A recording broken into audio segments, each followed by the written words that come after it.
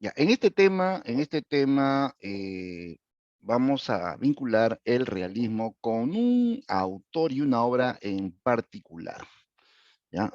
Una obra que fue considerada la mejor novela realista del siglo XIX y que llamó la atención por un tema muy controversial, mira, el tema de el derecho, el derecho de matar. Sí, un tema controvertido, polémico, sí, eh, y justamente dio pie pues a una serie de interrogantes, ¿no? Como esta, ¿no? Dice, ¿crees que un hombre deba decidir sobre la vida de los demás seres humanos? ¿No? Como este personaje, yo decido quién muere y quién vive, ¿no?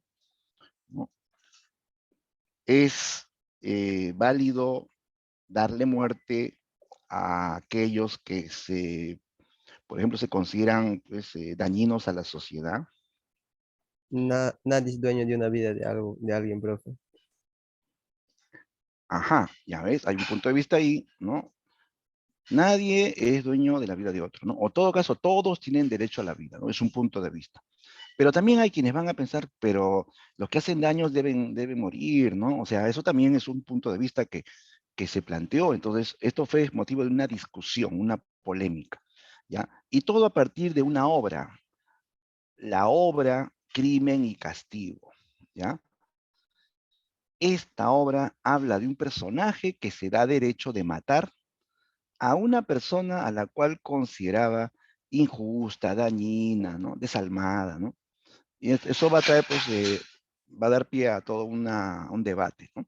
Bien, hoy vamos a hablar, chicos, de esta novela, Crimen y Castigo, ¿ya? Que es una novela que se compuso en la época del realismo, el realismo ruso, ¿no? Esta obra representa el realismo ruso, ¿verdad?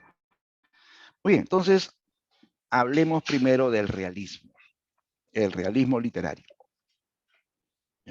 A ver, atención, comenzamos. Dice, el realismo fue un movimiento literario que surgió en Francia, ¿ya? Como una reacción contra el romanticismo. Se desarrolló en toda la segunda mitad del siglo XIX. Ya, aquí dos puntos que resaltar. Dice que claro, el realismo es todo lo contrario del romanticismo, ¿ya? Los románticos se desarrollaron en la primera mitad del siglo XIX y plantearon una literatura esencialmente subjetiva, ¿no? Con una mirada muy personal acerca del mundo que les rodeó. Los románticos en general no hablaron de la realidad, más bien se despegaron de la realidad. Los románticos hablaron de historias de amor, de héroes solitarios, hablaron de mundos fantásticos o hablaron también de mundos ideales, pero que no coincidían con la realidad, ¿ya? Entonces el romanticismo ahora va a ser, digamos, desplazado por el realismo. El realismo, a diferencia, se va a basar en la realidad cotidiana, en un mundo real como el nuestro, con todos sus eh, defectos, con todos sus problemas, ¿ya? Entonces, el realismo nace en oposición al romanticismo anterior. Comienza en Francia y va a dominar toda la segunda mitad del siglo XIX. Ya. Aquí, por ejemplo, podemos notar un contraste entre romanticismo y realismo. ¿Ya? Como ya dijimos, el romanticismo abarcó la primera mitad del siglo XIX, el realismo abarca la segunda mitad del siglo XIX. El romanticismo es subjetivo, expresa sentimientos o impone los sentimientos por encima de la razón. Los personajes románticos se guían de sus sentimientos, ¿no? Por eso que son apasionados, ¿no? Van a incluso a cometer locuras, ¿no? Hacen lo que quieren, ¿no? Porque se guían de sus propios sentimientos. Y hay una mirada muy personal del mundo, ¿no? El realismo se caracteriza más bien por ser objetivo. O sea, el realismo describe la realidad tal y como es, sin que intervengan los sentimientos del autor, ¿ya? Se describe un mundo tal cual. O sea, la literatura realista es como un espejo que refleja la realidad tal y como es. No como uno lo desea, no como uno lo siente, sino tal y como es, ¿ya? Esa es la objetividad realista. ¿Qué más? Los románticos en la etapa anterior exaltaron la libertad en el arte, el individualismo, o sea, el culto al propio yo, ¿ya? Se centran en sí mismos, el sentimiento por encima de la razón, el nacionalismo, eran rasgos románticos. El realismo es una literatura que observa la realidad, ¿ya?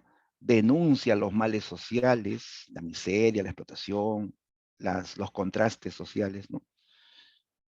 De tal modo que este realismo va a desplazar pues a todo lo que fue literatura romántica anterior. ¿Listo? Bien, ¿quiénes fueron los iniciadores del realismo? Los primeros realistas aparecieron en Francia. Ahí están. Uno de ellos fue el escritor francés Stendhal. Stendhal, ¿ya? Que es el sobrenombre del escritor Henry Bailey. Henry Bailey, ¿ya? Pero más conocido como Stendhal, ¿ya? Él es autor de la novela realista Rojo y Negro, ya, Rojo y Negro, una novela que ya anuncia, lo que sería luego la novela psicológica, ya, porque aquí el autor nos muestra, pues, eh, la conducta, ¿no? Y la interioridad de un personaje ambicioso. Esta novela nos habla de la conducta del arribista. Los arribistas son aquellos, pues, que tienen ambición de poder, de posición social, son los trepadores, pues, ¿no? Que ascienden, pero usando métodos no éticos, ¿ya? O sea, usan la seducción, el engaño, la mentira, la corrupción, ¿no? Para ascender en la sociedad. Es una obra que describe muy bien tanto el contexto francés como la psicología de un arribista, ¿ya? Luego, el otro iniciador fue Honoré de Balzac. Él fue el más fecundo novelista que tuvo Francia en esa época. O sea, él escribió más que Stendhal. Él es autor de una obra monumental titulada La Comedia Humana. ¿Ya? La Comedia Humana no es una sola obra, es una colección que reúne 97 novelas. ¿Ya? 97 novelas. A todo ese paquete se le llama La Comedia Humana. En esta producción, Balzac describe casi la totalidad de la sociedad francesa. Cada libro enfoca un, eh, un ambiente de la sociedad francesa. Hay libros que aquí te hablan de la vida de los aristócratas, otras te hablan de la vida de los burgueses, otras te hablan de la vida de los obreros, de los campesinos. Hay también relatos policiales, hay relatos que hablan de los más desposeídos de la sociedad, y así, ¿no? Es una obra que enfoca diferentes ambientes de la sociedad francesa, ¿ya? Entonces, Balzac va a trabajar otro tipo de realismo. Él es el iniciador del realismo sociológico, ¿ya? Stendhal inicia el realismo psicológico porque se centra en el mundo interior de los personajes. En cambio, Balzac inicia el realismo sociológico porque él describe el mundo exterior, la sociedad externa, con todas sus clases sociales, con todos sus problemas, ¿no? ¿Ya? Entonces él fue el más fecundo, repito, porque él abarcó o llegó pues a componer 97 novelas, ¿no? Que se van a reunir con este título general, La Comedia Humana. ¿Ya? Ya, ahora atención, vamos a marcar las características del realismo. Ojo con esto que es lo que más preguntan en los exámenes, ¿no? A ver, características del realismo literario. Ya. Uno, como ya dijimos, el realismo se caracteriza por su objetividad, ¿ya? su objetividad. Se describe una realidad de manera imparcial, sin que intervengan los sentimientos del autor, ¿sí? Claro, porque si el autor se deja llevar por sus sentimientos, ¿no? Entonces no va a ser objetivo, se va a parcializar con algo, ¿no? Entonces la idea es ser imparcial, ¿ya? Entonces el autor guarda distancia de los hechos y describe la realidad tal y como se observa, ¿ya? Dos, en esta corriente literaria destaca la descripción detallada, ¿sí? Los autores realistas son muy detallistas al describir. Cuando tú lees una novela realista, el autor describe minuciosamente el ambiente y a los personajes. Te describe así de pies a cabeza cómo es el personaje, cómo está vestido, qué tipo de detalles hay en su ropa, cómo es su aspecto, cómo es el lugar, ¿no? Hasta los colores, todo lo detalla. Eso es una característica de la novela realista, es muy detallista en cuanto a la descripción. Por eso que estas novelas pues también se alargan, ¿no? Como hace muchos detalles en la descripción, para describir a un personaje y dónde está, se tira como 10 páginas, cosa que tranquilamente uno lo puede decir en unos segundos, el autor lo describe en varias páginas, ¿no? De ahí que las obras realistas son extensas, pues, ¿no? Otra característica de la novela realista es el predominio de la narrativa. Sí, en el realismo predomina el género narrativo. Sobre todo se trabaja el cuento y la novela, ¿ya? La poesía es escasa, porque la poesía es más subjetiva, expone más los sentimientos de un autor. En cambio, la novela, el cuento se ajustan a la idea de contar una historia, y en este caso una historia creíble, una historia objetiva, ¿no? ¿Ya? Entonces se pone de moda en esta etapa las novelas, aparecen grandes novelas pues como Crimen y Castigo, Madame Bovary, Rojo y Negro, Guerra y Paz, La Madre de Máximo Gorki, ¿no? Son novelas realistas, ¿ya? ¿Ya? Y ojo que en esta etapa la novela todavía se escribe con técnicas tradicionales, ¿ya? Técnicas clásicas. Por ejemplo, se utiliza el narrador externo, pero que desde afuera todo lo ve, todo lo sabe, sabe hasta lo que piensan los personajes. A ver, ¿quién me dice? ¿Cómo se llama al narrador que todo lo sabe sobre sus Narrador. personajes? Muy bien, excelente. Narrador omnisciente. Ese narrador sabe lo que hacen los personajes, lo que dicen, sabe hasta lo que piensan, sabe hasta sus sueños, sabe hasta su futuro, lo sabe todo.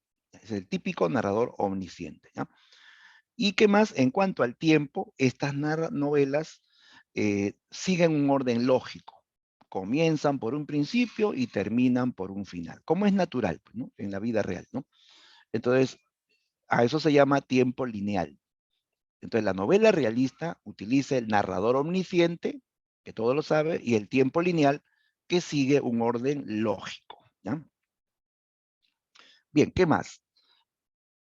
En la literatura realista, los temas son cotidianos y sociales, ¿ya? Aquí ya no te van a hablar de historias fantásticas o de héroes, ¿no? O de mundos ideales, te hablan de lo cotidiano, ¿no? Aparecen ambientes cotidianos, un mundo real como el nuestro. Las obras van a hablar de lo que pasa en las calles, o en los hogares, o en una escuela, en una fábrica, ¿no? Eh, o sea, ambientes reales, pues, ¿no? Y va a hablar de problemas de la sociedad, porque como ya dijimos, la realidad, pues chicos, no es perfecta, ¿no? ¿Cómo es la realidad, chicos? ¿No? ¿Qué problemas existen en la realidad?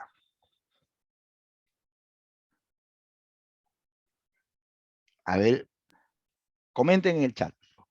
¿Qué problemas hay en La la realidad? injusticia. Claro, ¿no? En el mundo real hay injusticias,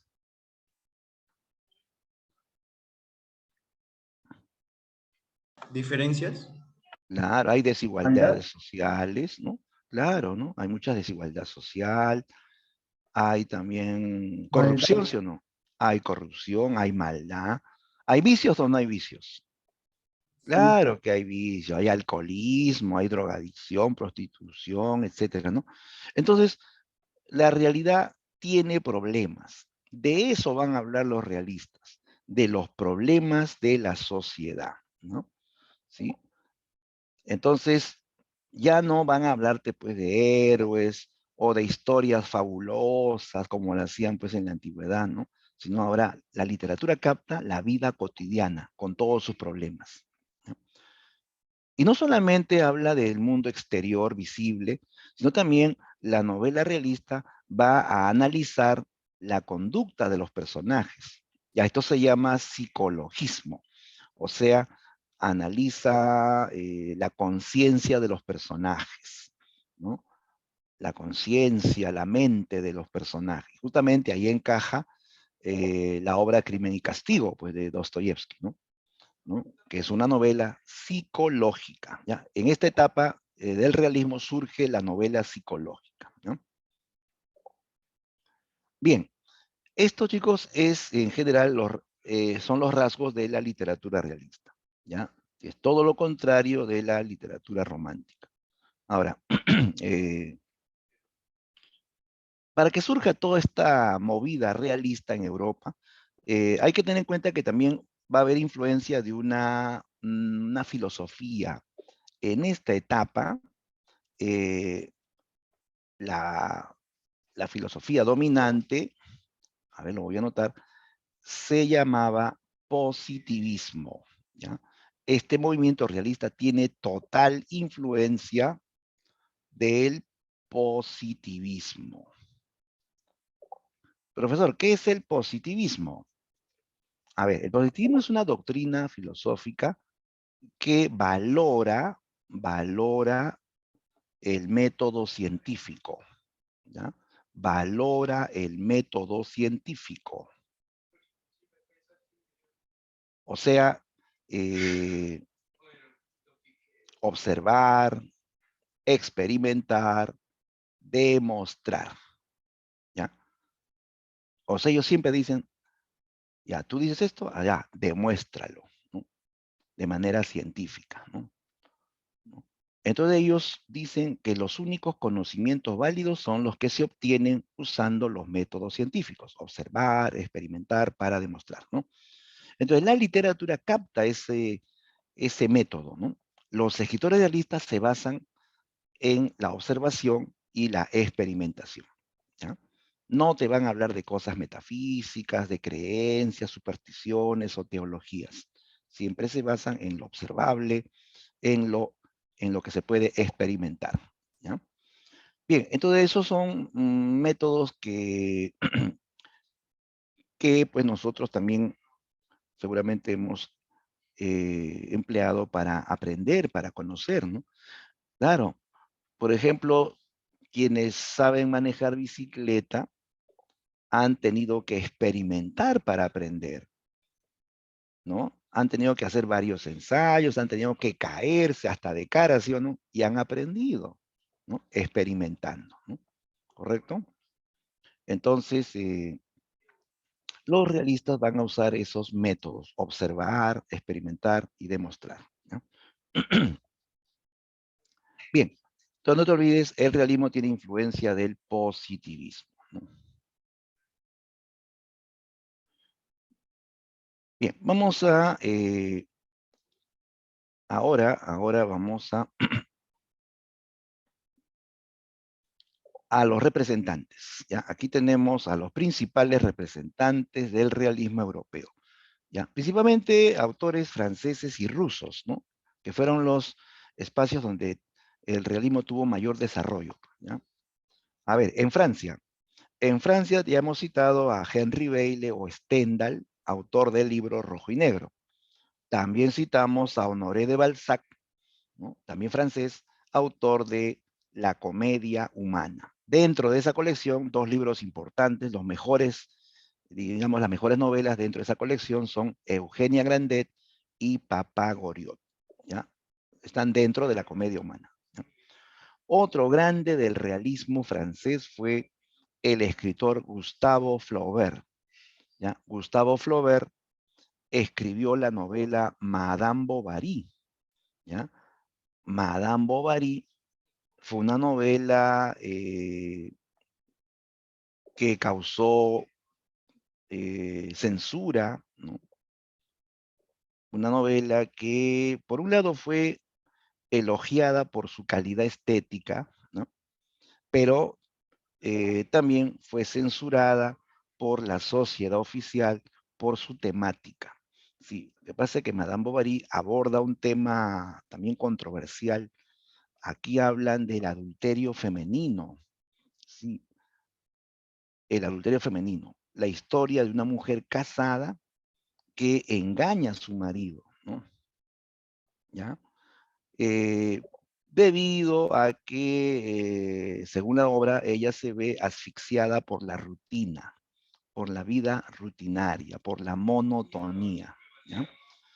Sí, y eso de paso también es una obra que, en cierto modo, eh, critica o satiriza el idealismo romántico.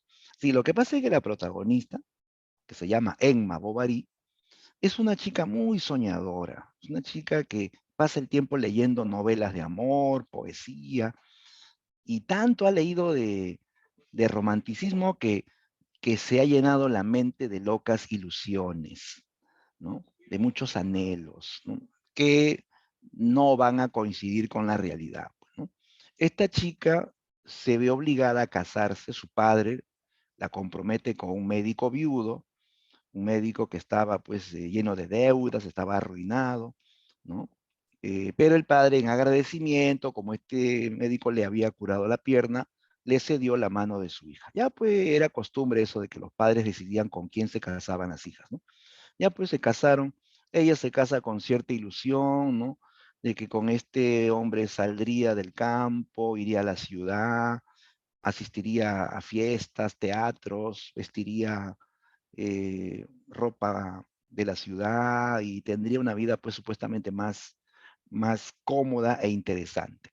Pero la realidad era distinta, ¿ya? Madame Bovary se casa y al poco tiempo pues ya queda embarazada, tiene una niña y ella se va decepcionando porque su esposo era un hombre demasiado común y corriente para ella, ¿no? Era un hombre que se conformaba con la mediocridad de la vida, ¿no? Era un hombre que nunca le decía nada, nunca la sorprendía con nada, nunca le enseñaba nada. Era un hombre demasiado monótono y predecible. Para todo era rutinario, hasta en la intimidad era rutinario, ¿no? Y la pobre Madame Bovary se la pasaba encerrada en su casa, cosiendo las medias del marido, cuidando a la hija, ¿no? Y todos sus sueños pues no se cumplían, ¿no? Por eso que ya dice, ya hay un momento en que ya explota y comienza una etapa de engaños, ¿no? Ella lo va a engañar primero con un joven llamado León, después, tiempo después, conoce a Rodolfo, con el cual también tendrá una relación prohibida, ¿no? Ella cree ser feliz, cree que estos hombres la aman. ¿Ustedes creen que estos hombres aman a esta mujer casada? No la amaban, se estaban divirtiendo con ella, ¿no? Se aprovecharon de su soledad, de su angustia, de estar pues frustrada, ¿no? Se burlaron de ella, le dieron la espalda al final. Madame Bovary creía ser feliz con estos hombres, creía que la amaban, ¿no? Sobre todo con Rodolfo, ella se llega a enamorar de Rodolfo. Con él llegó incluso a los límites de la pasión, ¿no? Y hasta le propuso vivir juntos, dejar ella a su marido, irse a vivir con Rodolfo, pero Rodolfo al final pues le dice que eso es una locura y como ella insiste en vivir juntos, a él termina con ella. No, dice, yo no te voy a hacer feliz, tú a mí tampoco, así que esto se acaba aquí. Rompe con ella a través de una carta. Ni siquiera se lo dijo personalmente, en una carta rompió con ella. Y la pobre Madame Bovary sufre, pues se deprime. Ella estaba enamorada, pero él le dice que eso se acabó, ¿no? Y al final, pues ella se hunde en la depresión, se enferma, no quiere vivir.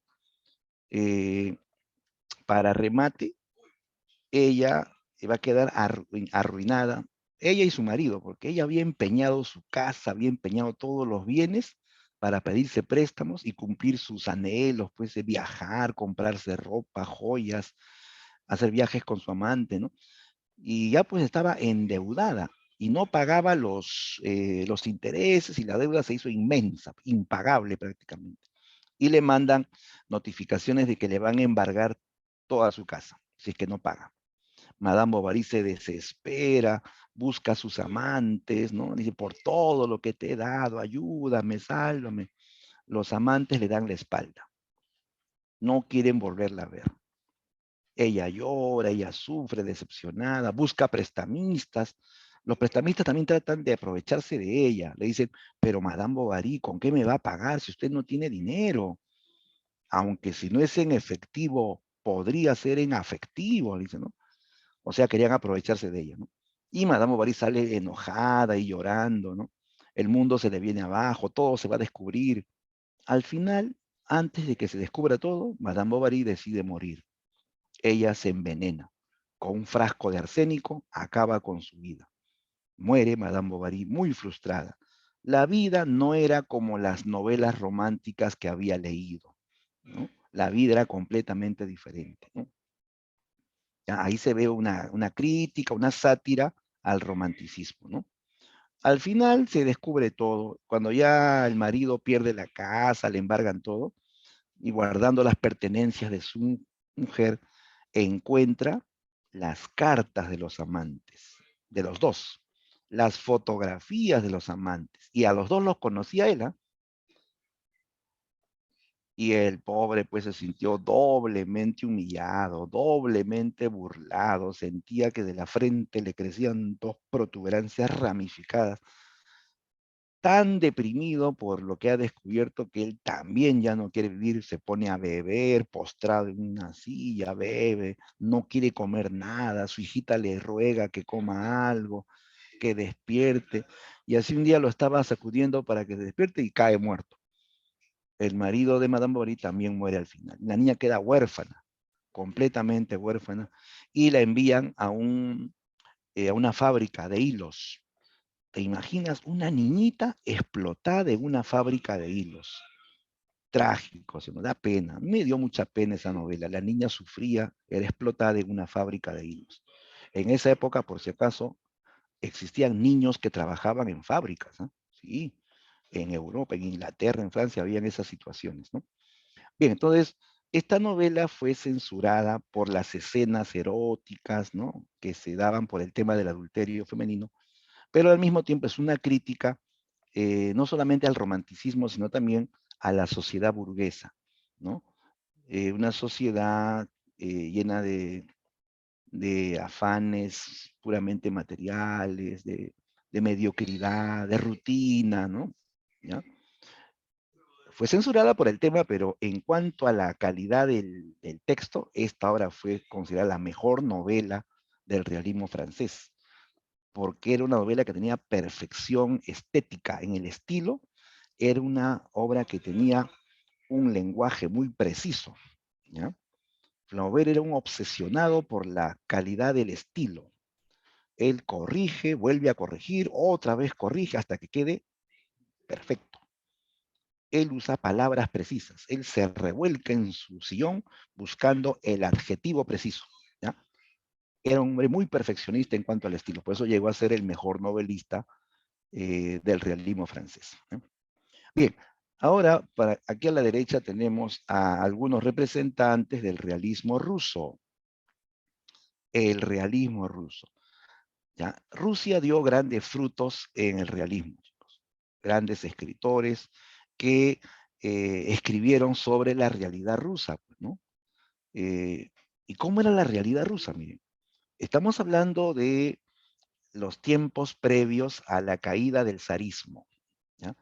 Una época en que Rusia tenía todavía un sistema feudal. Chicos, ¿de qué época es el feudalismo? ¿Se acuerdan en historia? ¿De qué época es el feudalismo?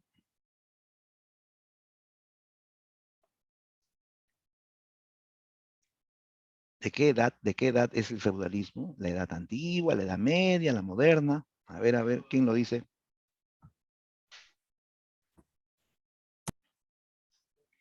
¿En qué época se ve el auge del feudalismo, de los señores feudales? En la Edad Media. Claro, la edad media, Simón, la edad media. Y aquí hemos dicho que en Rusia, en esta edad contemporánea, todavía había feudalismo. Sí, ya el feudalismo había terminado pues hace más de 100 años en otros países europeos, pero en Rusia continuaba el feudalismo. En Rusia existía una nobleza feudal que eran dueños de grandes extensiones de tierras, ¿no? Donde trabajaban siervos que trabajaban la tierra sin pago y hasta pagaban tributo al terrateniente, ¿no? Y no tenían derechos, ¿no? Hasta los podían vender. En algunas haciendas a veces colocaban avisos que decían, se vende joven de 20 años, apto para todo tipo de labores. Firma el dueño. ¿Te imaginas eso? Vendían jóvenes como si fuesen ganado, como si fuesen objetos, ¿no? Esa era la Rusia de la época, una Rusia feudal, una Rusia donde existía una monarquía feudal. Los zares, ellos sí vivían en palacios, en grandes fiestas, ¿no? En medio del lujo. Y el pueblo ruso pues estaba en la miseria, ¿no? ¿Ya? Entonces, era una Rusia con mucho contraste social, ¿no? Con mucha desigualdad, con mucha injusticia, ¿no? ¿Ya? Entonces, esto va a influenciar en la temática realista. Bien, a ver, voy a revisar los comentarios. Ya, al comienzo Eduardo había comentado sobre el tema del derecho de matar, ¿no? Sí, pues un punto de vista, ¿no? Hay quienes dicen, si este es un asesino, también merece la pena de muerte, o si es un violador, también no merece vivir, ¿no? Entonces, hay puntos de vista sobre ese tema, pues, de la pena de muerte, ¿no? Hasta el día de hoy se sigue, pues, planteando polémicas en diferentes países, ¿no? A ver, Alicia comentó, Ana Karenina es como Madame Bovary, solo que ella muere. Sí, se parecen, ¿ah? Son muy parecidos en el tema. Ana Karenina también es una mujer casada que engaña a su marido. Oye, pero sí mueren las dos, ¿ah? Sí, claro, porque si mal no recuerdo, en Ana Karenina, la joven Ana Karenina se arroja a las vías de un tren, ¿no? Sí muere. Claro, mueren diferentes. Madame Bovary se envenena y Ana Karenina se arroja a la vía férrea, ¿no? Y es, ¿no? Aplastada por Pero un tren. a ella la dejan por otra, su amante. Ah, ya, claro. Sí, sí, ella también, claro, ella tuvo, engañó al marido, pero a ella también la dejan. Sí, sí. Claro, no es igual, o sea, se parece, ¿no? Sí se parece en algo a Madame Bovary. Buena observación, ¿ah? Hay una semejanza. No es igual, pero sí hay ciertas coincidencias, ¿no? Se parecen Bien. porque las dos mueren. Ah, también mueren al final, sí. Y el tema del adulterio es lo común, sobre todo eso, el tema común. Ya, a ver. Representantes entonces en Rusia tenemos al escritor León Tolstoy, autor de Ana Karenina, ¿no? Lo que comentaban hace un rato. Guerra y Paz es una novela de tipo histórica, ¿no? Habla de la invasión de los franceses a Rusia y cómo los franceses fracasan, son derrotados por el frío intenso de Rusia, ¿no? Otro realista ruso es Anton Chekhov, que hace teatro y hace cuentos, ¿no? Él es autor del drama El tío Vania y en cuento escribe La dama del perro.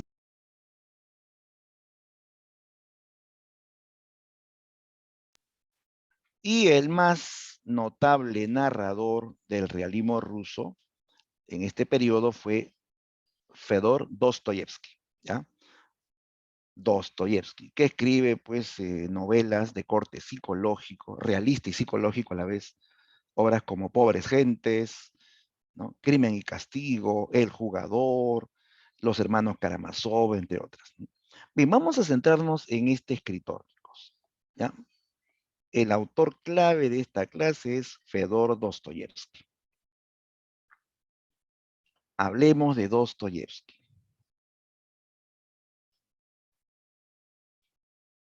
Ya, a ver, algunos aspectos de su vida. Miren, generalmente en los exámenes de admisión no preguntan sobre la biografía de los autores, más se centran en la obra, ¿no?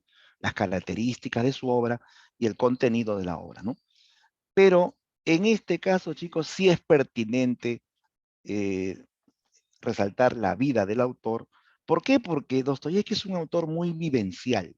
Es un autor que se basa en sus experiencias, las cosas que él ha vivido, que ha visto o que ha vivido, ¿no? De ahí que su literatura es muy realista, pues, ¿no? ¿Ya? Entonces se basa mucho en su vida. ¿Y cómo fue la vida de Dostoyevsky? Bueno, pues la vida de Dostoyevsky fue trágica, chicos. Fue una vida muy desgraciada, muy atormentada, ¿no? Para empezar, él fue huérfano. Quedó huérfano cuando era un niño, muere su madre, cuando era un niño de 2 o 3 años, muere la madre, y él queda al lado de su padre, que era un militar retirado, que tenía una pequeña hacienda, y su padre se volvió alcohólico. Su padre era alcohólico y violento, ¿ya? Que humillaba a los sirvientes de su hacienda, y también humillaba a su hijo, a Fedor Dostoyevsky, ¿no? Los golpeaba, ¿no? A sus sirvientes incluso a veces hasta los mataba sin piedad, ¿no? ¿No? Entonces, él pasa la infancia, la adolescencia con un padre alcohólico y violento. Luego su padre lo obliga a ingresar a un colegio, a una escuela internada, ¿no? A una escuela donde formaban ingenieros militares, ¿no? Lo obliga a estudiar ingeniería militar. Dostoyevsky no quería estudiar ingeniería militar. Su padre lo obliga, ¿ya? Él va a la escuela militar, ¿ya? Donde también sufre maltratos, pues, ¿no? Y estando en la escuela militar, siendo jovencito, ¿eh? Tendría pues 17, 18 años, le llega la noticia de que a su padre lo han matado.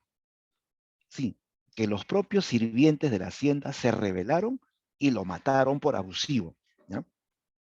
Y cuenta Dostoyevsky en su libro de memorias que cuando él se enteró de eso, él se alegró. Sí, se alegró de que hayan matado a su padre. Primero se alegró y luego se puso triste. Se puso triste por haberse alegrado. Él se dijo, ¿cómo me voy a alegrar de que hayan matado a mi padre? A pesar de todo, era mi padre, ¿no? A pesar de todo, tenía sus derechos, ¿no? Y entonces se preguntó a sí mismo, ¿es válido matar a los malos? ¿Qué es lo bueno? ¿Qué es lo malo? ¿Es igual para todos o es relativo? Fíjate, de jovencito él se hacía esas preguntas profundas, ¿no? Acerca de el bien y el mal, acerca del derecho de matar, ¿no? Y eso va a ser una idea para que más adelante escriba Crimen y Castigo. Porque en Crimen y Castigo hay un joven que se da derecho de matar a alguien que considera injusto, dañino a la sociedad, ¿no? O sea que mata supuestamente para lograr un bienestar social, ¿no? Bien, después de haber salido de la escuela militar, Dostoyevsky deja esos estudios porque él no quería ser ingeniero militar. Él va a la universidad, ¿no? A estudiar leyes, ¿no? Y en la universidad, él, digamos que se va a vincular a un grupo de jóvenes idealistas que se reunían para leer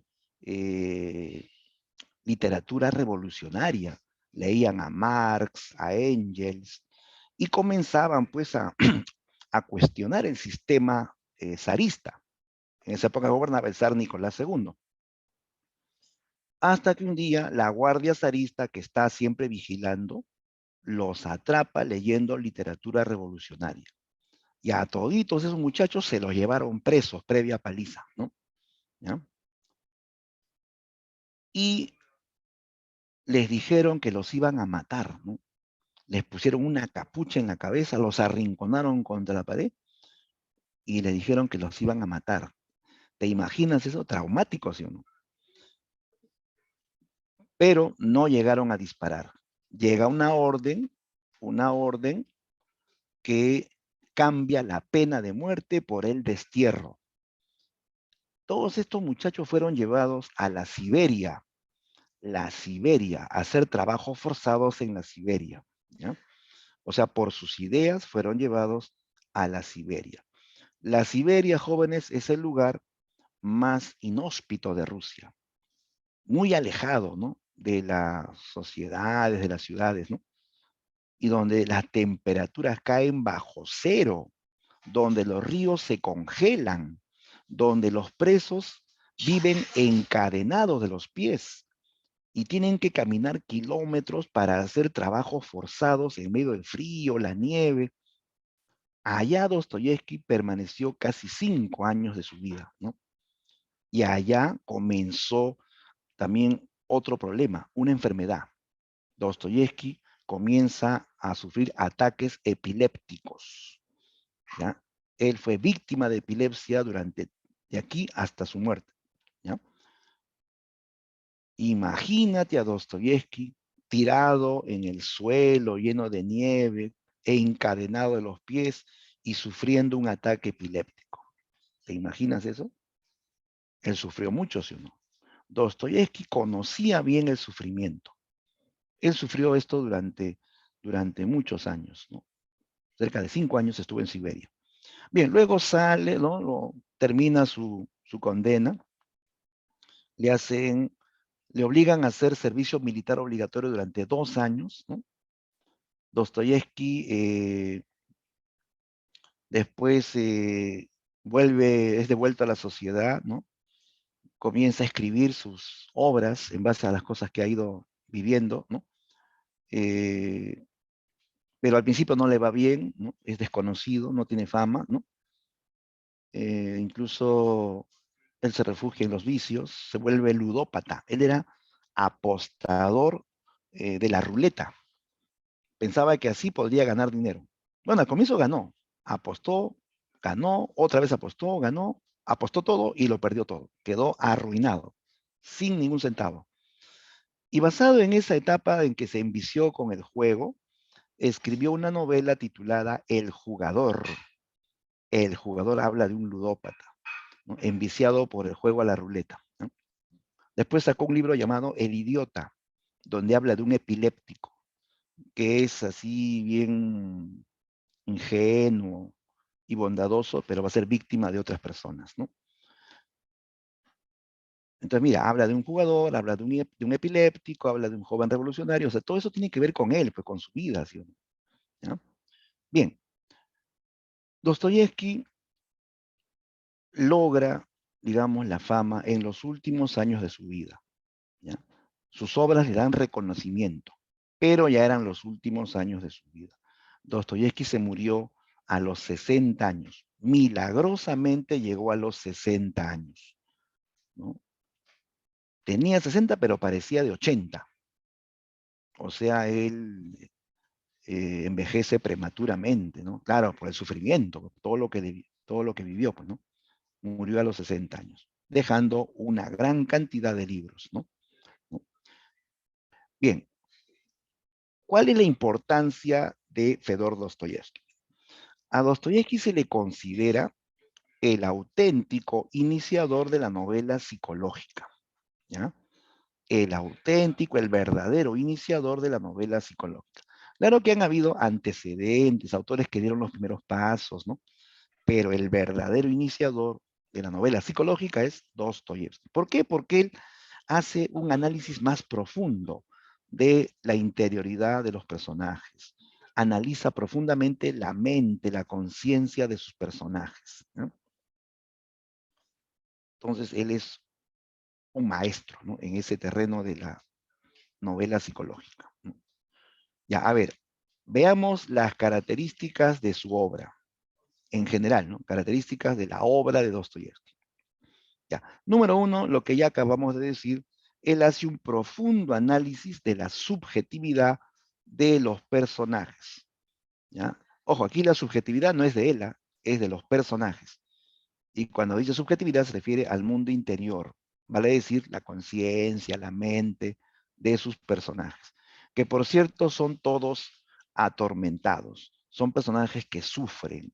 Sus personajes típicos eh, son alcohólicos, son niños hambrientos, personajes que están enfermos, algunos son medio locos, medio paranoicos, aparecen prostitutas, aparecen personajes que tienen ideas que chocan con la moral, en fin, ¿no? Personajes atormentados por algo, ¿no?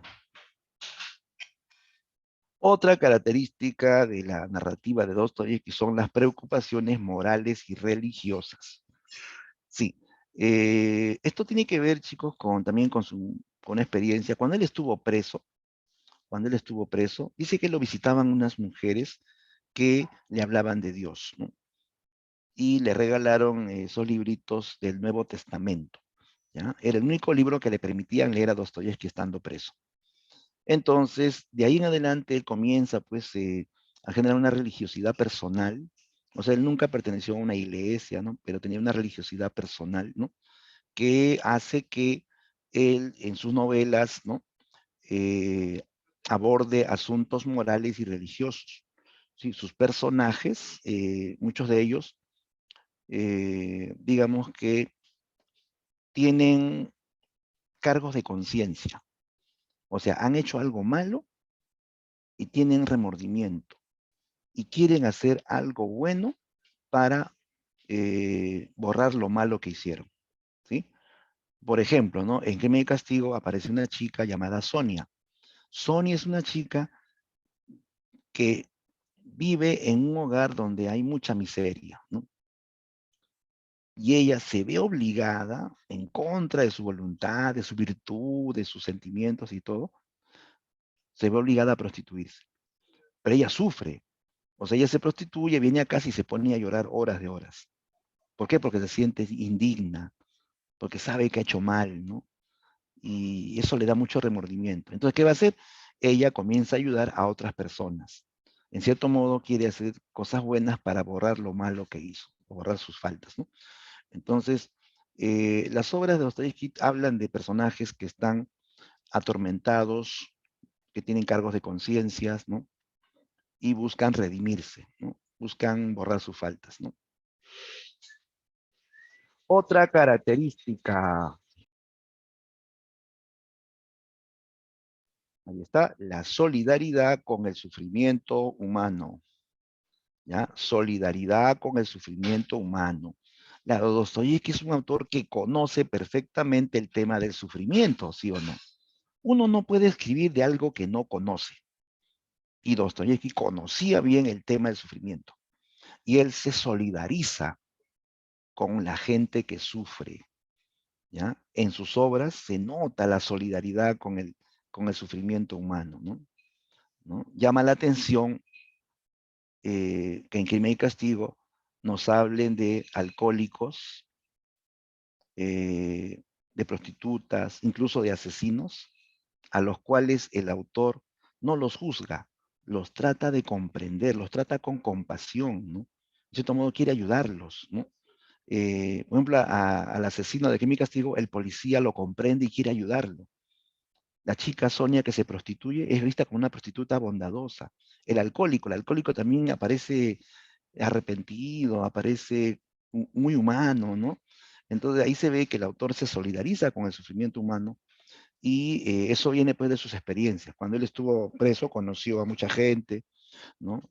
Conoció ladrones, asesinos, a los cuales pues él llegó a conocer y rescató pues también la parte humana, o sea, el ser humano no es pues completamente malo ni completamente bueno, ¿no? Entonces él Él conoce la naturaleza humana, ¿no? Y trata de comprenderlos y se solidariza con ellos, ¿no? Bien, otra característica que también te la pueden preguntar en un examen es esta. Tendencia a lo dramático. Tendencia a lo dramático. Ya, ojo, esto se refiere al estilo, a la forma de escritura, ¿ya? No se refiere a lo dramático en el sentido de lo trágico o el sufrimiento, ¿no? No vayas a pensar que es dramático porque la obra es muy triste y te conmueve y hasta te puede hacer llorar. No, no, no, no se refiere a eso. Tendencia a lo dramático significa que él escribe sus novelas como si estuviese escribiendo una obra dramática, en el sentido de que en la obra dramática se usan diálogos. Las obras dramáticas son textos dialogados, todo es diálogo, ¿eh? Dostoyevsky narra la historia e incluye muchos diálogos. En esta obra, el protagonista Raskolnikov dialoga con muchos personajes, ¿ya? Entonces, la presencia de los diálogos, a eso se refiere la tendencia a lo dramático, ¿de acuerdo? La abundancia de diálogos. Y a través de los diálogos nos vamos a enterar cómo son sus personajes, cómo piensan, cómo es su psicología, ¿no? Listo, esas serían las características de la narrativa de Fedor Dostoyevsky.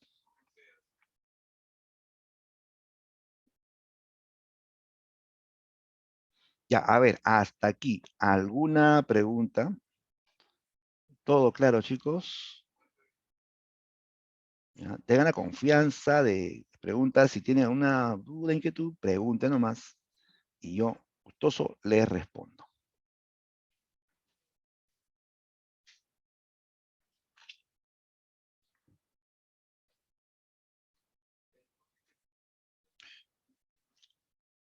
Bien, ¿todo bien, chicos? ¿Avanzamos? Sí, profe. Ah, ya, pensé que estaba solo. Ah, ya, sigamos entonces.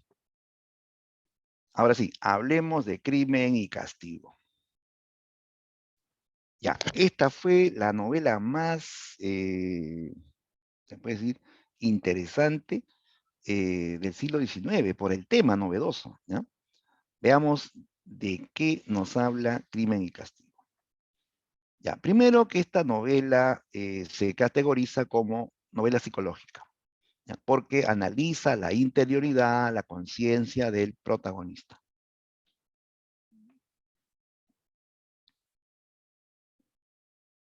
El tema central de esta novela es el conflicto ético entre una moral humanitaria de tipo cristiana y una moral intelectualista antihumanitaria, ¿ya?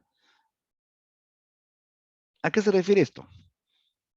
Básicamente la idea de un personaje que quiere ayudar, eso es lo humanitario, quiere ayudar, pero para ello va a tener que transgredir las leyes y la moral. Se da derecho de matar y robar con el fin de ayudar a otros, ¿ya? Entonces ahí viene un choque, una especie de contradicción, pues, ¿no? Matar para ayudar, para lograr un bienestar de los demás, ¿no? Bueno, ayudar es humanitario, es aplaudible, ¿no? Pero el otro tema de matar, ahí viene la polémica, matar, ¿no? Ahí viene el debate, ¿no? Porque mayormente en todos los países, bueno, no todos, pero la mayoría, se plantea que todos tienen derecho a la vida. Todos. Hasta los malos, los asesinos, todos tienen derecho a la vida, ¿no? Pero sí hay también la postura de que aquellos, pues, que son ya nocivos a la sociedad pueden ser eliminados, ¿no? Por eso que hay pena de muerte en algunos países, no en todos, ¿no? En algunos países hay pena de muerte, ¿no? Bien, entonces es todo un tema, pues, de debate, ¿no? Así como el tema del aborto también es un tema muy, muy polémico, que causa muchas controversias en diferentes países, ¿no? Bien, entonces aquí se habla de un conflicto ético, un conflicto que tiene que ver con la moral, ¿ya? Veamos también otros temas. Aparte de este tema ético, en Crimen y Castigo se habla de el amor como factor de regeneración moral.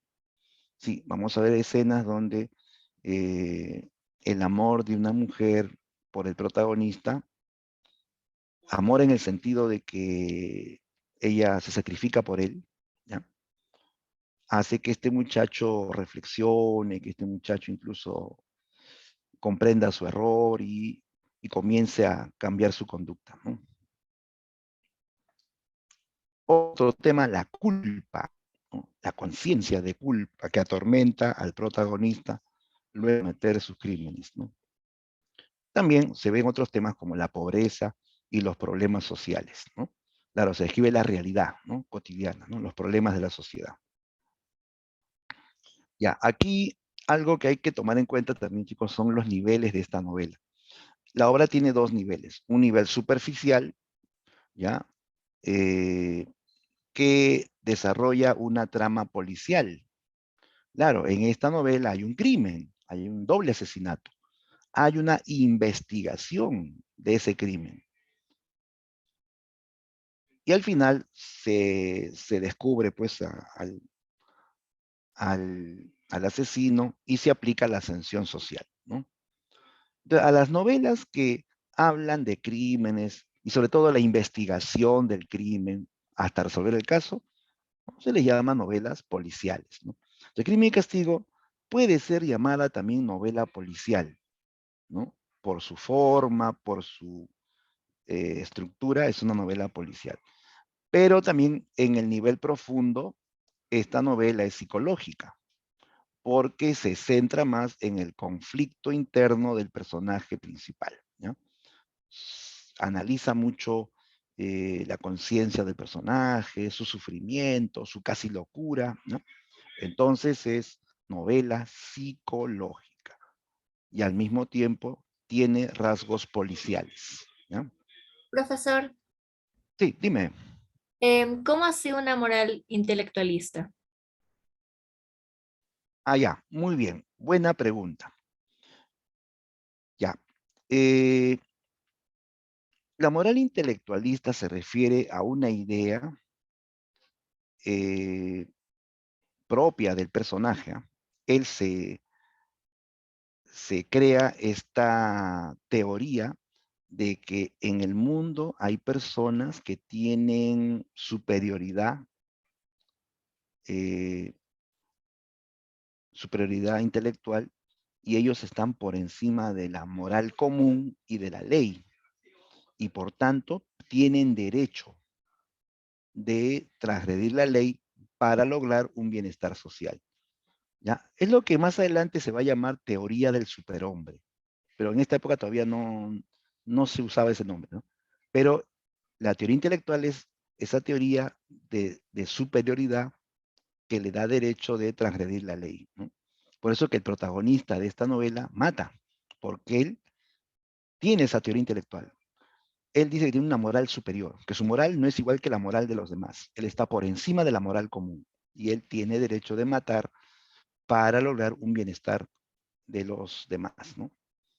Esa es la teoría intelectualista, ¿no? Que luego se va a llamar teoría del superhombre, ¿de acuerdo?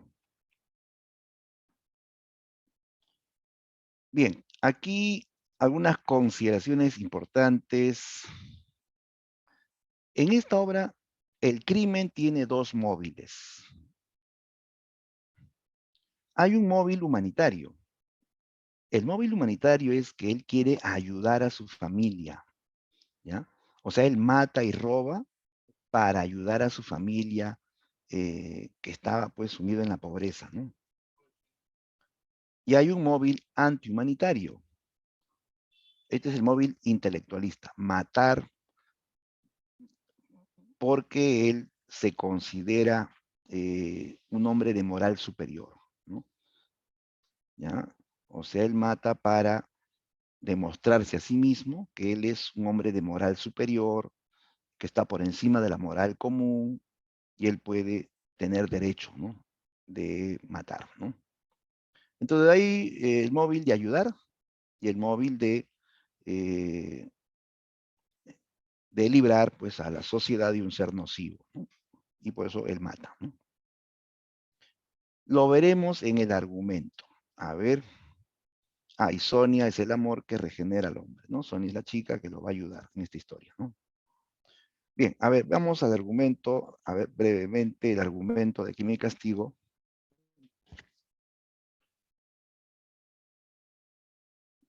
Ya, a ver cómo vamos con la hora, 1:07. Chicos, ¿hasta qué hora es nuestro horario? Que a veces me confundo con los horarios porque tengo diferentes horarios. ¿Hasta qué hora es nuestro horario, chicos? A ver, alguien lo Hasta dice. las Hasta 2, las 2. de las 2. Hasta las 2, profesor. Ya, ¿2 seguros? Sí. Ya, listo. Bien, entonces vamos al argumento de Crimen y Castigo. Ya, aquí el protagonista es un estudiante de leyes. Su nombre, Rodion Raskolnikov, ¿ya? Era un estudiante de leyes, estudiaba en la Universidad de San Petersburgo, en Rusia. O sea, era un joven intelectual, ¿ya? Un joven instruido. Él vivía solo, en un cuarto alquilado, en un edificio antiguo, en el último piso. Un cuarto pequeño donde apenas entraba una cama, una mesa y una silla.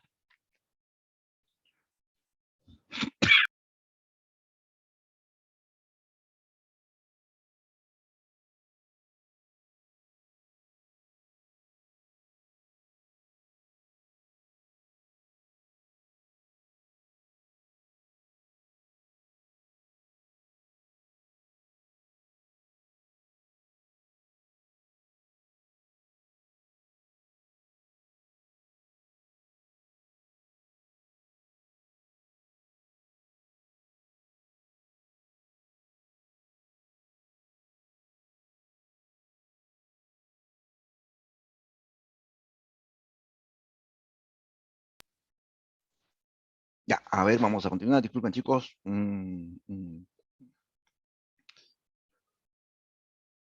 Vamos a proseguir. Entonces, estamos en el asunto de el protagonista. Ya vivía solo en un cuarto alquilado, pequeño, y nos enteramos que a este joven, su familia ya no lo puede ayudar. Él tenía una madre anciana llamada Pulgeria, su hermana joven llamada Dunia, que vivían en el interior del país. Y cada mes le mandaban una cierta cantidad para sus gastos, para el alquiler del cuarto, para su comida, para sus estudios. Pero le habían mandado una carta donde le decían que a Dunia la habían despedido de su trabajo y que la pensión que recibía Pulgeria era apenas les alcanzaba para comer, ni siquiera para comer todos los días, ¿no? Que la estaban pasando muy mal y que por eso no le habían enviado dinero. Raskolnikov de aquí en adelante se la pasa preocupado por su madre y por su hermana, ¿no? Él ya no puede pagar el alquiler, ya debía varios meses de alquiler. Él incluso ya había congelado los estudios, ¿ya? En ese tiempo, Raskolnikov se la pasaba pensando en cómo ayudar a su familia pobre.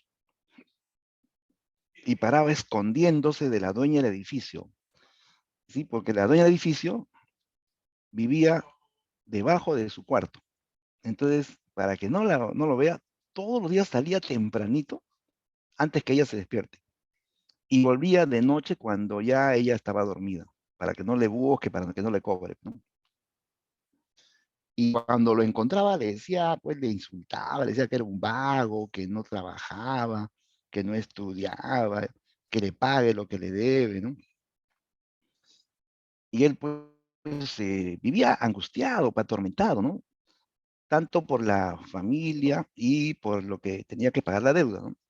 En ese tiempo le asalta la idea de que para ayudar a su familia, él podía robarle y matar a una usurera llamada Aliona Ivanovna, ¿ya? Aliona Ivanovna Jóvenes era una mujer desalmada, una mujer que hacía sufrir a mucha gente. Ella era prestamista que cobraba altos intereses. A veces llegaba a cobrar 90% de intereses, ¿ya? Y a los pobres que no podían pagar los intereses, los despojaba de sus bienes. Ella se quedaba con los bienes que ellos le empeñaban, ¿no? A esos pobres los volvía más pobres. A ella no le interesaba que se mueran de hambre, con tal de ella tener más dinero, ¿no? Raskolnikov sabía de ella, sabía que era mala, ¿no? Que por culpa de ella había más miseria, ¿no? Pero él la va a buscar. Él va y le lleva primero un reloj, que era lo único que le quedaba de valor. Un reloj que era herencia de su padre y que era un reloj valioso, ¿eh? Tenía incluso algunos adornos de oro, ¿no? Y se lo lleva, pues, ¿no? Y le dice: Aliona Ivanovna, necesito dinero. Vea este reloj, es muy valioso, es una herencia de mi padre. Mire, tiene incrustaciones de oro. Debe valer, a ver, para un poco hacernos equivalencia en nuestro contexto, porque ahí hablan de rublos, bueno, aquí soles. Pongamos, ¿no?, que le diga, debe valer unos 1000 soles, ¿no? Es valioso. La usurera mira el reloj y le dice: para mí tu reloj valioso vale solo 100 soles. Fíjate, de 1000 le bajó a 100. Y le dice: y solo te puedo dar 50 soles. Le bajó a 50. Él dice: no, pero ese reloj es muy valioso, tiene que darme algo más. No, solo te puedo dar 50 soles. Y recuerda que son 90% de intereses. Como Raskolnikov está desesperado, porque no tiene ni para comer, y no ha comido en varios días, ¿eh?, le dice: está bien, deme los 50. La usurera hace unos cálculos y termina dándole solo 5 soles. 5 soles. ¿Por qué le da 5 soles? Porque dice que le está cobrando los intereses por adelantado y solo quedan 5 soles. ¿Te das cuenta cómo ella se aprovecha de la miseria o de la necesidad de la gente? Raskolnikov se va llevándose 5 soles. Y como él no puede pagar los intereses, ella se queda con su reloj valioso y lo vende a 500 o 600 soles por lo menos. Imagínate que le haga lo mismo a unas 10 personas al día. ¿Cuánto ganaba en un día? ¿Y cuánto ganaba en un mes? Ganaba bastante, ¿sí o no? Se hacía rica. Y los pobres, cada vez más pobres, ¿no? A ella no le importaba que los pobres se mueran de hambre, con tal de ella tener más dinero. Entonces ella era una usurera, pues, ¿no? Por eso Raskolnikov no va a tener pena de matarla, ¿no? Entonces él planea el crimen, ¿ya? Organiza todo, planea el día, la hora, la distancia exacta que hay desde su puerta hasta la puerta de la usurera, ¿no? El arma con que la va a matar y todo, pues, lo que implicaba, pues, el robo también, ¿no? Bien, llega el día, se consigue un hacha, le hace un huequito al mango, le atraviesa un cordel, se lo amarra al brazo, se pone un abrigo y va a la casa de la usurera, que vivía en un edificio cercano, ¿no? Ya, pues dice que está subiendo las escaleras del edificio y lo asalta la duda, ¿no? ¿Lo hago o no lo hago? ¿Sí, no? Raskolnikov por un momento se debilita y él dice: esto es horrible, esto es espantoso, ¿cómo voy a matar a esa pobre vieja? Será mejor que regrese a casa y me olvide de todo. Pero después su teoría intelectual le dice: esto no es un crimen, esto es una gran empresa, esto será un bien a los demás. Matándola, muchos dejarán de sufrir. Robándole, ayudaré a mi familia pobre, ¿no? Raskolnikov entonces se decide a matarla. Llega a la puerta de la usurera, toca con fuerza. entra casi apurado, ¿no? La usurera lo queda mirando. Raskolnikov estaba temblando. Sus manos le temblaban, estaba respirando agitado. Aparte que estaba ahí todo desaliñado, barbudo, melenudo, ¿no? Medio sucio, ¿no? Entonces ella lo ve y le dice, ¿qué le pasa? ¿Por qué tiembla tanto? ¿Acaso está enfermo? Dijo, ¿no? Él le dice, ¿cómo no voy a estar enfermo si no he comido en varios días? ¿No? Necesito dinero. Aquí le he traído una joya valiosa. Mírela bien, tiene valor, le dice, ¿no? Y deme un préstamo, ¿no? La usurera le quita el paquete y le dice, tú me debes. Si esto tiene valor, de aquí me cobran los intereses. Entonces, ella le da la espalda, se va hacia su ventana y comienza a abrir el paquete. Raskolnikov había envuelto un paquete en un trapo. Incluso el paquete estaba amarrado y dentro supuestamente había una joya, ¿no? Ya pues ella estaba así desatando el paquete y Raskolnikov saca el hacha que tiene colgado del brazo. Dice que lo empuña, pero se queda inmóvil. Él no se atreve al comienzo, ¿no? Siente que el hacha le pesa toneladas, ¿no? De pronto ella comienza a voltear porque ella se dio cuenta del engaño, solamente había un pedazo de madera dentro de la cajita. Raskolnikov levantó el hacha y ¡zas! Le dio en la cabeza, ¿ya?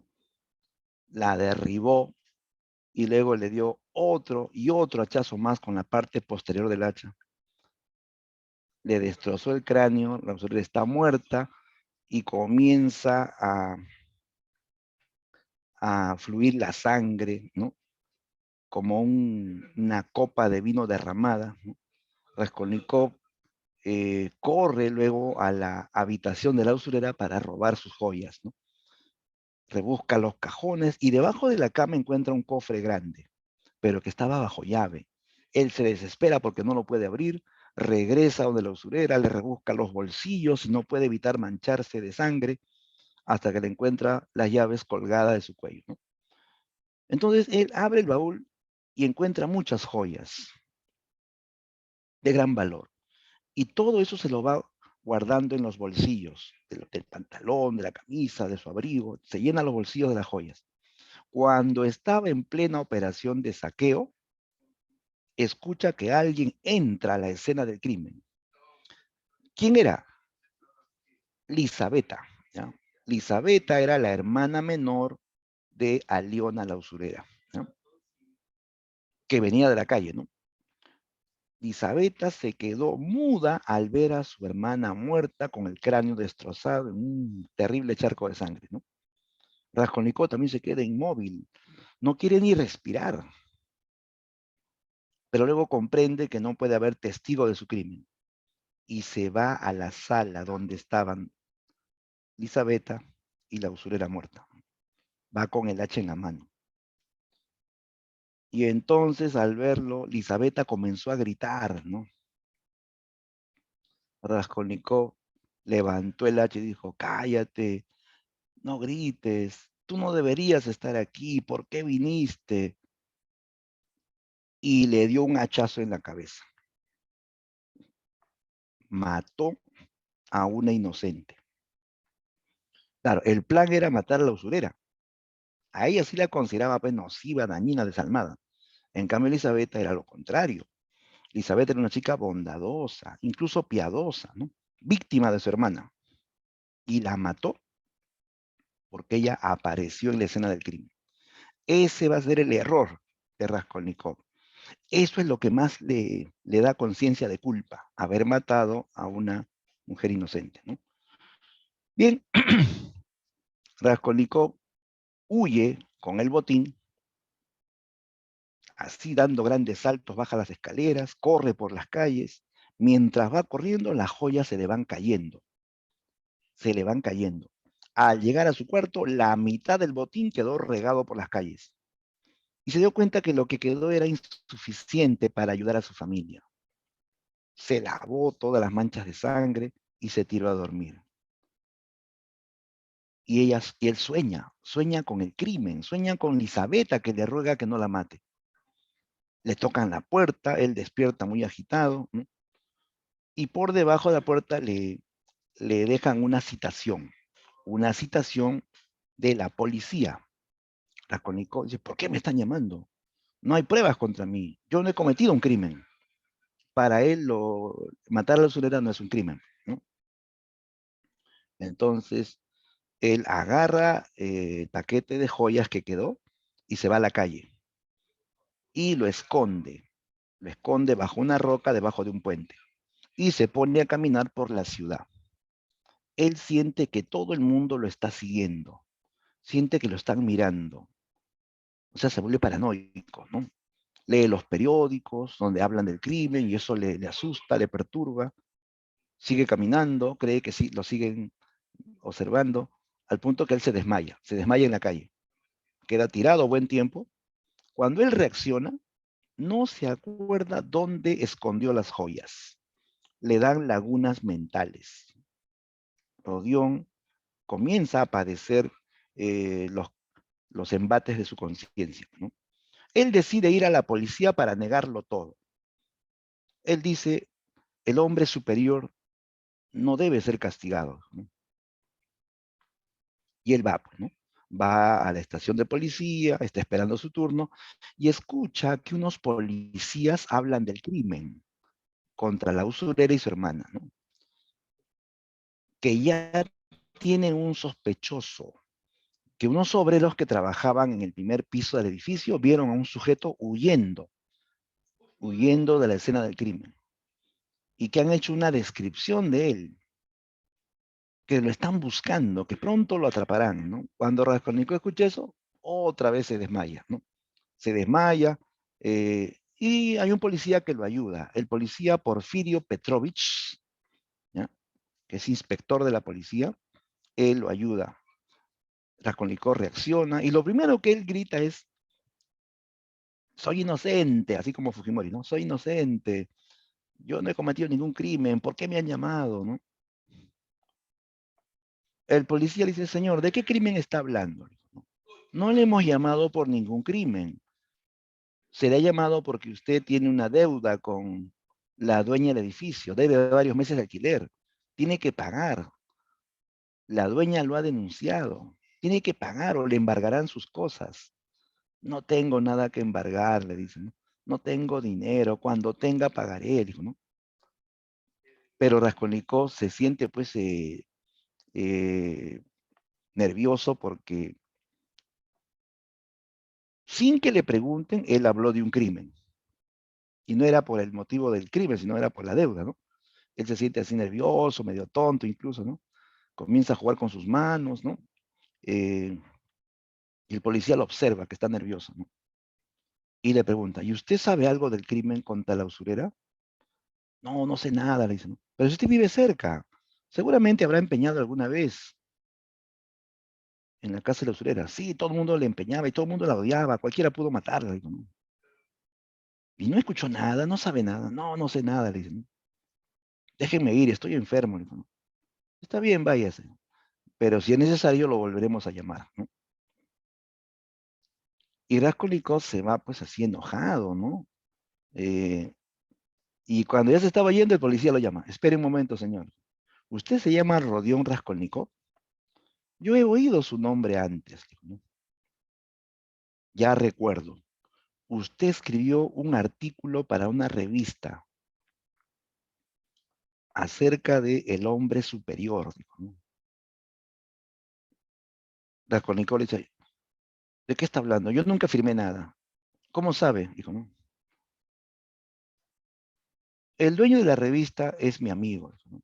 Y en ese artículo habían unas iniciales, RRR. Yo le pregunté qué significaba RRR y recuerdo que él me dijo Rodión Romanovich Raskolnikov. Entonces él dice, sí, yo lo escribí. Así que usted escribió eso. Usted habla de el hombre superior, el hombre que puede transgredir la ley porque es o porque se cree superior, que puede matar con derecho. Para usted es válido matar, le dice, ¿no? Rodión responde, yo no he dicho que sea bueno matar. Yo he dicho que en el mundo han existido personas extraordinarias, diferentes, por encima de la moral común, que han tenido que matar para lograr el bienestar de la sociedad. Ellos son los hombres superiores. ¿No? Porfirio Petrovich le pregunta, ¿quién en la historia ha sido un hombre superior? Y Rodión responde, Napoleón Bonaparte. Él fue un hombre superior. Napoleón tuvo que pasearse por ríos de sangre para lograr el bienestar de la sociedad. Porfirio Petrovich le contradice. Yo no estoy de acuerdo, dice, ¿no? Existen leyes, existe moral, dijo, ¿no? O sea que el que mató a la usurera debe ser un Napoleón moderno, dice, ¿no? Rodión dice, yo no sé nada, no tengo nada que ver, déjenme ir. Al final, el policía le dice, está bien, váyase.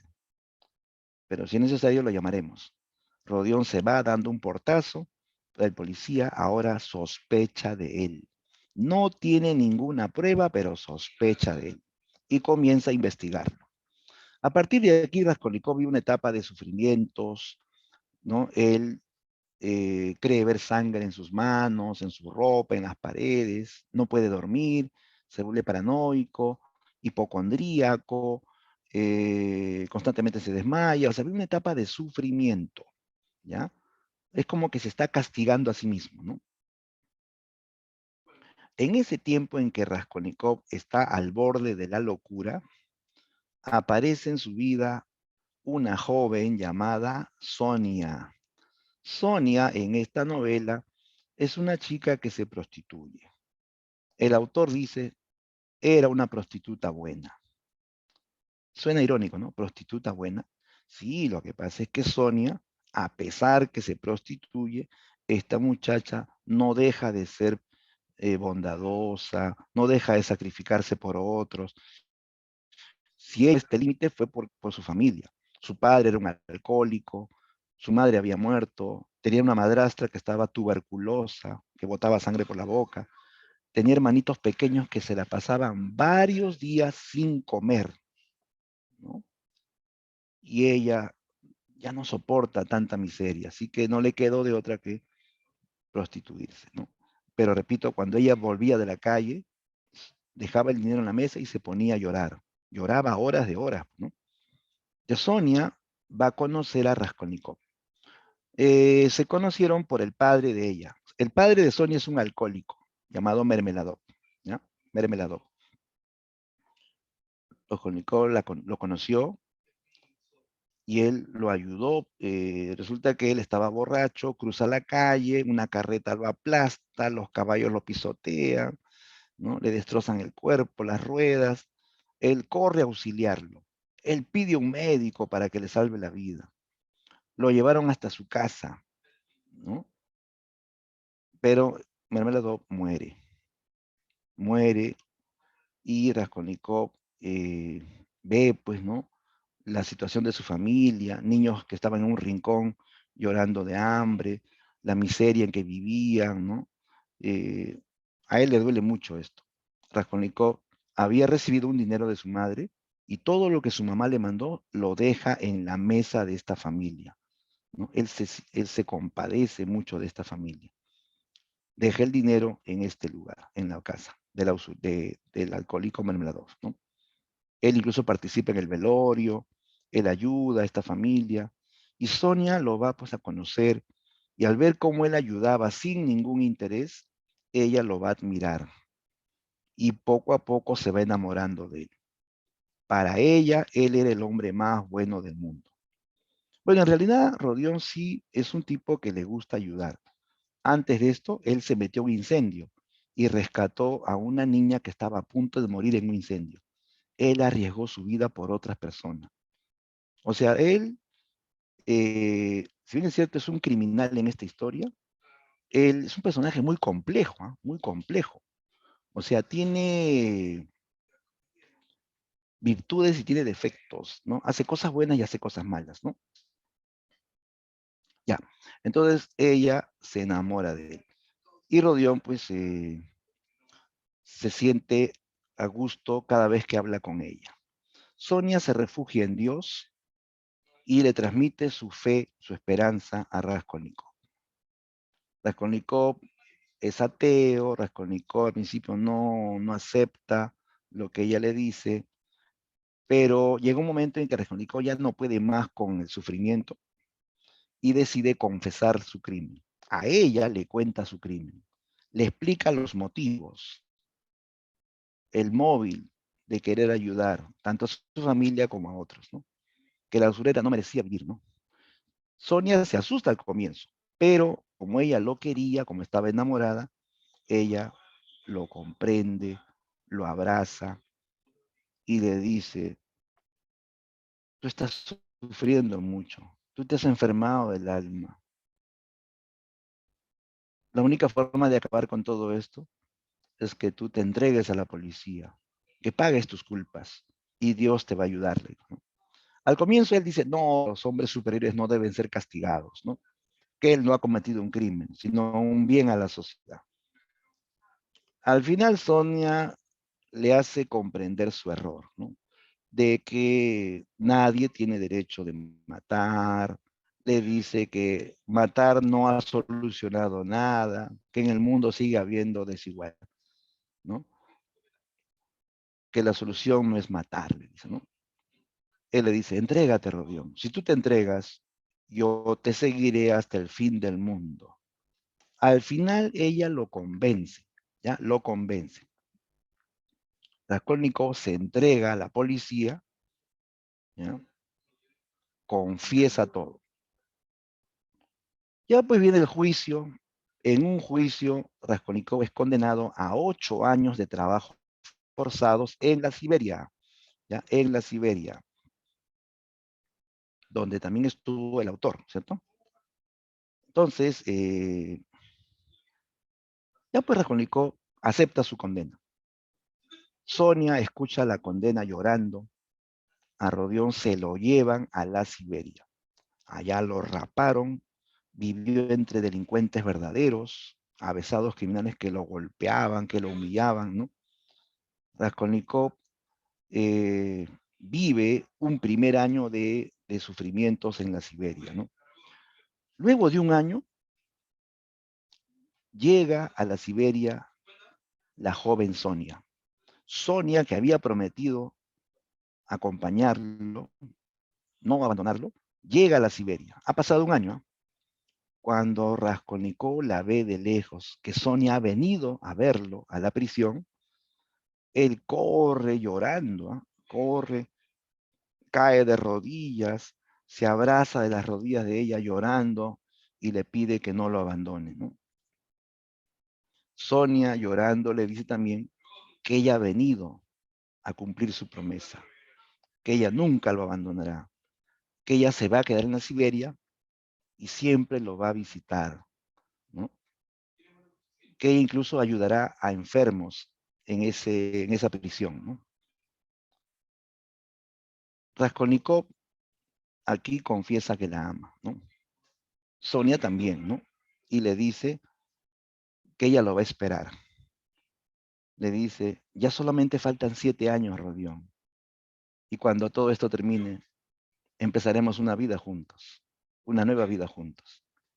Y así en medio de sus lágrimas sonríen, los dos se quedan mirando, sonrientes y llorando a la vez. Sonia en esta obra representa el amor que regenera a Rodión. Sonia también representa la esperanza de una vida nueva. Ella es la luz al final del túnel, ¿ya? Bien, la obra termina así. Sonia y Rodión se reencuentran en la Siberia y planean una vida nueva juntos. Bien, en esta novela, chicos, Rodión es un personaje muy complejo, ¿no? Tiene diferentes conductas, diferentes facetas, ¿no? Tiene una teoría de superioridad, se da derecho a matar, pero también vemos que es un muchacho que le gusta ayudar, ¿no? A otros, ¿no? Es un personaje muy complejo, ¿no? La obra entonces habla de este conflicto entre la idea de ayudar y al mismo tiempo darse derecho de matar, ¿no? Eso es lo que llamó la atención de este libro, esta teoría intelectual que da derecho de matar a los que son nocivos a la sociedad, ¿no? Listo. Bien, amigos, sería el argumento de crimen y castigo. Y por acá tenemos la hora de los memes literarios.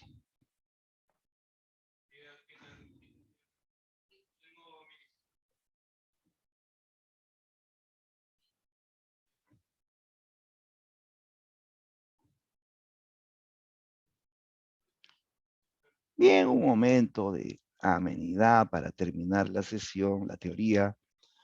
Y ahora sí, vamos a enfrentarnos, chicos, a la práctica. ¿Ya? Vamos a la práctica. Ya ve, todos con su material.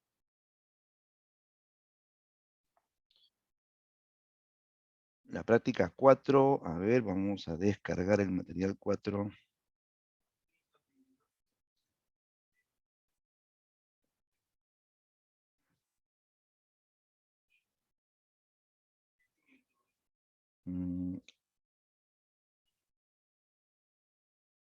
A ver, ¿dónde estás?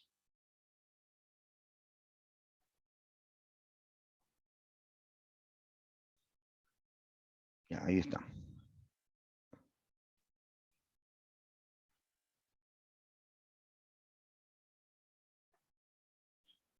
¿Mm?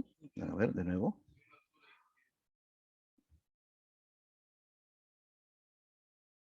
Ah, ya, aquí está.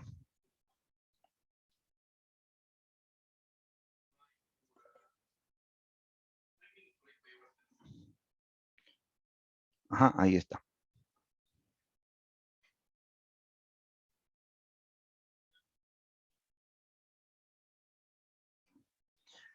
Ya, bien, ahí está la práctica. A ver, comentarios. Ya me pregunta Eric si he escrito algún libro. Ah, bueno, la verdad que yo tengo mis pequeños relatos, ¿no? Incluso algún tiempo escribí algunos poemas también. Pero así como afición, pues no nada serio, digamos así, que se haya publicado, ¿no? Lo que pasa es que más me he dedicado a la docencia, chicos, sí, a la docencia, a la enseñanza. Y para escribir tienes que tener tiempo libre. Claro que me gustaría, hasta ahora tengo la idea de sacar un librito, una novela, ¿no? Pero ¿sabes qué? Tienes que tener tiempo libre, ¿ya? Los escritores necesitan tiempo libre para crear, para construir y también incluso para corregir lo que es escrito, ¿no? Sí es cierto, ¿no? Y ya, pues eso uno lo hace pues cuando está pues sin muchas responsabilidades, pues no tienes, digamos, una familia.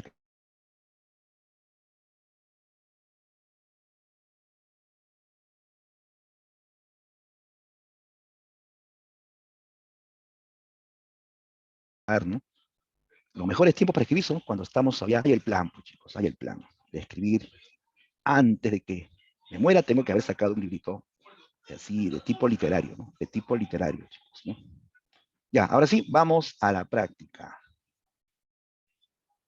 ¿Ya? Vamos a la práctica. Ya, por si acaso, esta novela que hemos analizado no busca enseñar que se haga lo que hizo Raskolnikov, ¿eh? Porque ten en cuenta que Raskolnikov tenía su idea, ¿no?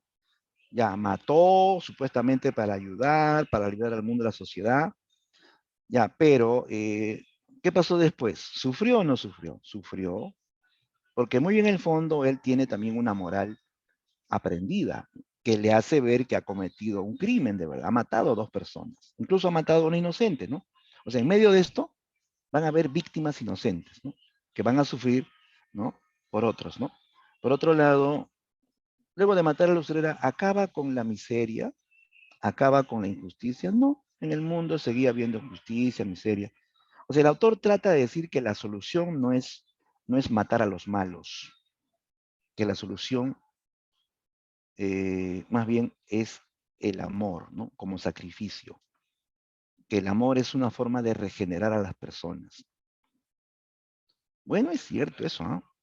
Las personas cambian muchas veces por amor, ¿no?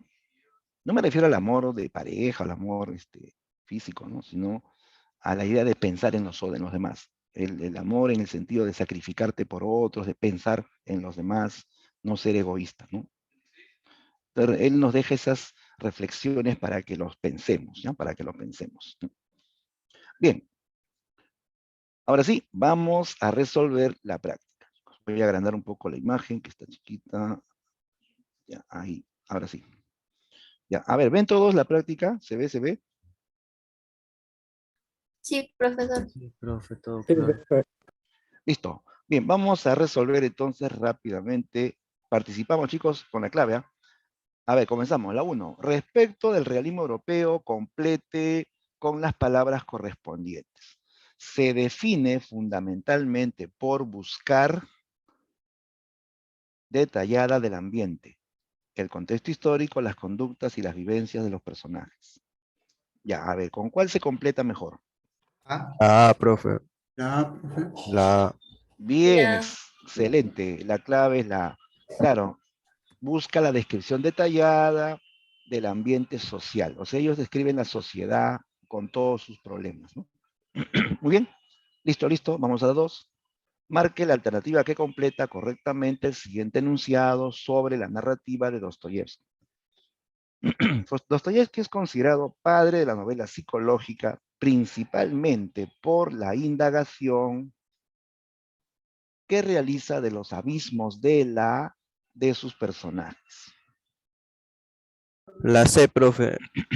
La C. Sí, creo. ¿De acuerdo? Claro, muy bien. La C. Indagación es análisis. El autor es psicológico porque hace un análisis profundo, ¿no? De los abismos de la conciencia de los personajes, ¿no? Eso tiene que ver con la, la novela psicológica cultivada por Dostoyevsky, ¿no? 3. A ver, nos dan un fragmento. A ver, ¿qué nos preguntan? Siempre cuando hay fragmento, fíjate lo que te preguntan, ¿no? Dice, el fragmento anterior fue extraído de Crimen y Castigo de Dostoyevsky, indique en base a la lectura previa qué característica de su narrativa se evidencia. Allá, ¿qué característica de Dostoyevsky se ve en ese texto? Veamos. Dice, sin duda, admitió el oficial, no merece vivir, pero la naturaleza tiene sus derechos. Alto, a la naturaleza se la corrige, se la dirige. De lo contrario, los prejuicios nos aplastarían. No tendríamos ni siquiera un solo gran hombre. Se habla del deber, de la conciencia, y no tengo nada que decir en contra, pero me pregunto, ¿qué concepto tenemos de ellos? Ahora voy a hacerte otra pregunta. No, perdona. Ahora me toca a mí. Yo también tengo algo que preguntarte. Te escucho. Pues bien, la pregunta es esta. Has hablado con elocuencia, pero dime, ¿serías capaz de matar a esa vieja con tus propias manos? Claro que no.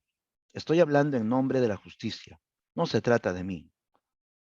Pues yo creo que si tú no te atreves a hacerlo, no puedes hablar de justicia. Ahora vamos a jugar otra partida. Ya, chicos, ¿se dan cuenta que es una conversación? Es un diálogo. Aquí Sí, profe. están conversando Raskolnikov y el policía.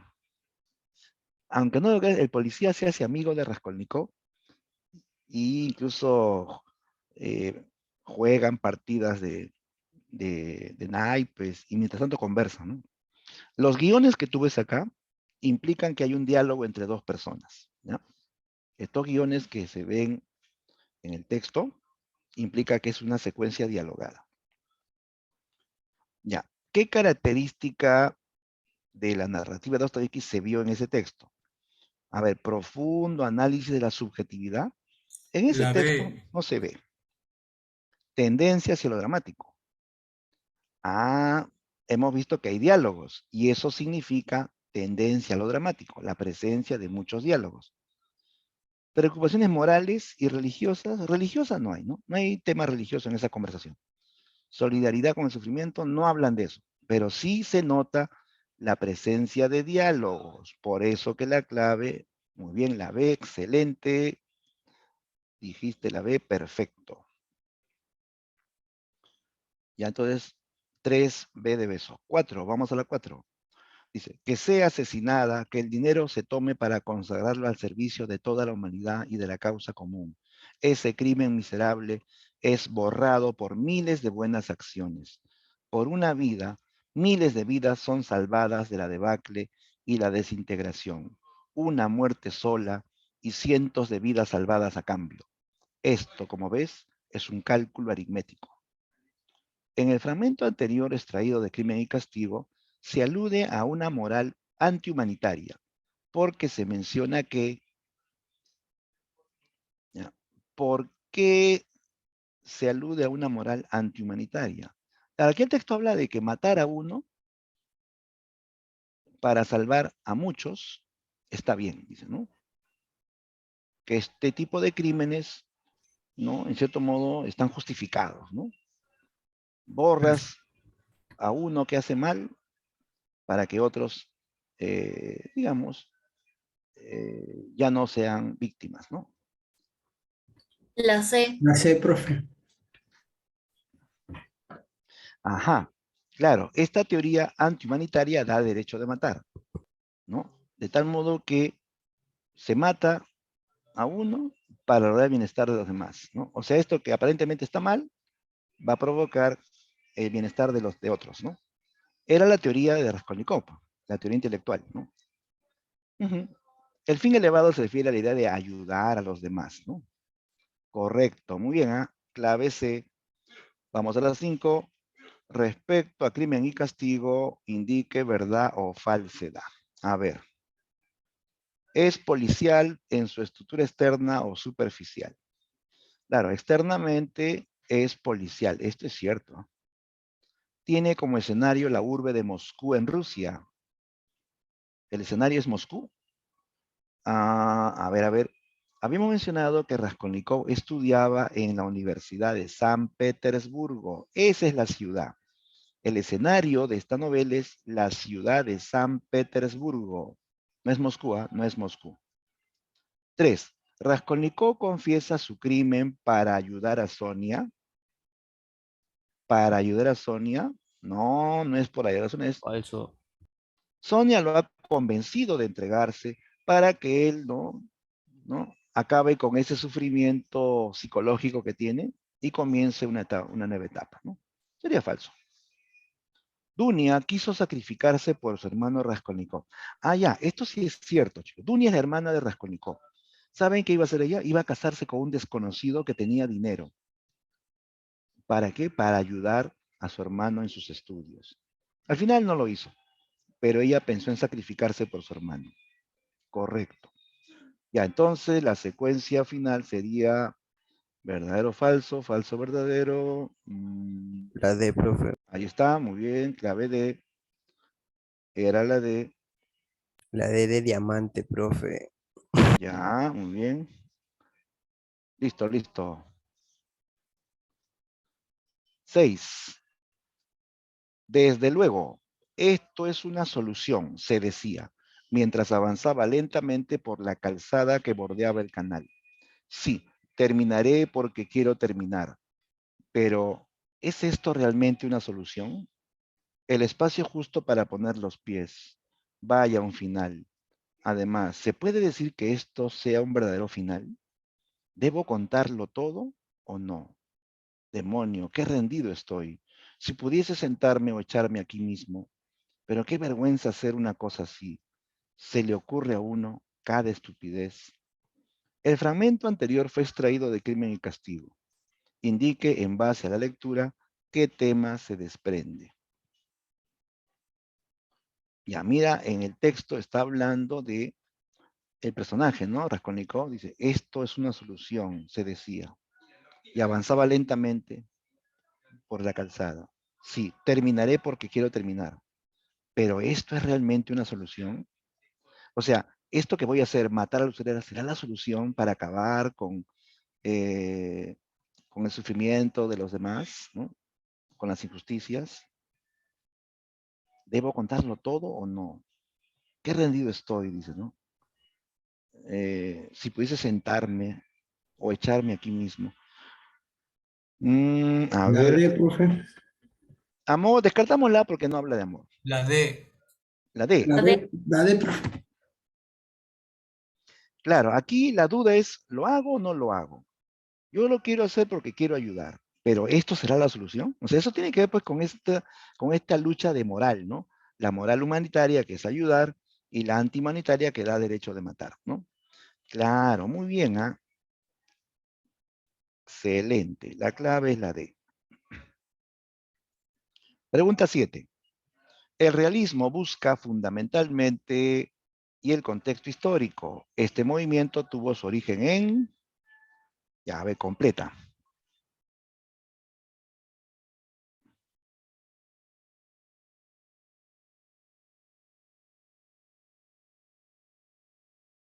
La C. La C, profe. La C, profe. Bien, ya sabía que me ibas a decir la C. Correcto, es la C. Una característica es describir detalladamente el ambiente social y el realismo comenzó en Francia. Exacto, es la clave. Listo, listo. Vamos a la pregunta 8. Marque, dice, la opción que contiene el enunciado correcto sobre las características de la narrativa de Dostoyevsky.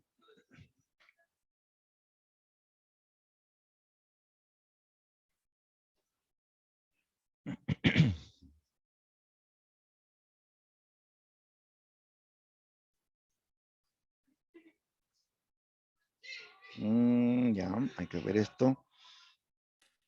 La C. La profe. Sí, pues está entre la A y la C, ¿no? Porque la B se aleja, la D también se aleja. A ver, dice, la tendencia hacia lo dramático Sí, es un profe, rasgo tendré la A y propio. la C. La tendencia a lo dramático es un rasgo propio de la novela psicológica. La Pero C más se dice, asemeja a la C, profe. a ver, por su preocupación moral y religiosa se solidariza con el sufrimiento humano. Mm, Religiosa, profe. La C, profe, su preocupación moral, dice, o sea que él también sufrió. ya. En sus obras se ponía en el lugar de las personas.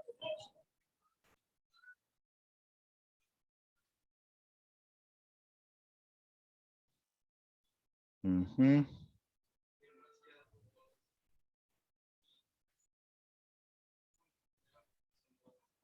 Ya, mira, lo que pasa es que en las obras de Dostoyevsky el tema de la preocupación moral y religiosa más se refiere a personajes que han traspasado, digamos, una barrera moral o religiosa y eso les hace sentir culpa. Y por eso quieren hacer algo para borrar sus culpas, ¿no? ¿Ya?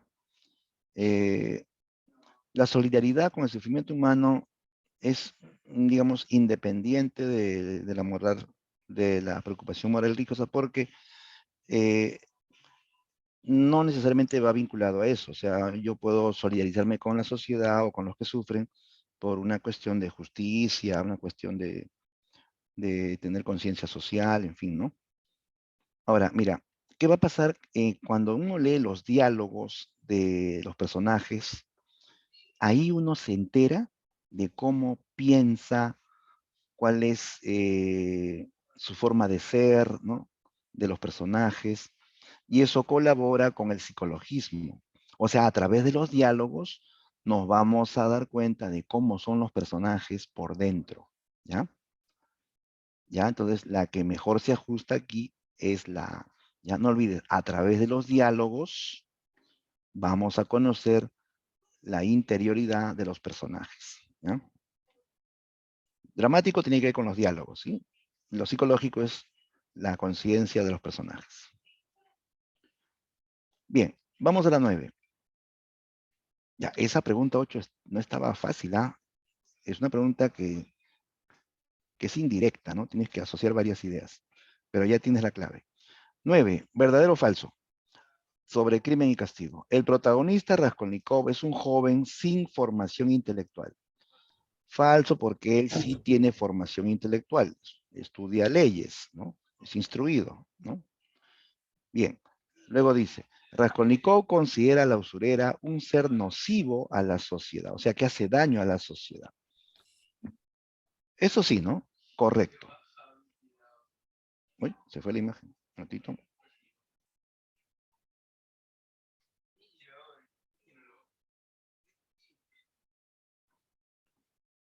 Un ratito. Ahora sí, voy a volver a compartir, ¿ya? Ahora sí. Ya. Entonces la 2 es verdadero. 3. Después de asesinar a la usurera, se apodera de su dinero. No. ¿Sí? Bueno, en ese... ya. Dice, después de matar a la usurera, se apodera de su dinero. Son joyas, pues, ¿no? Son joyas, ¿cierto? Son joyas. Falso. Sonia es una joven que trabaja en un bar para ayudar a su familia. No es un bar. No.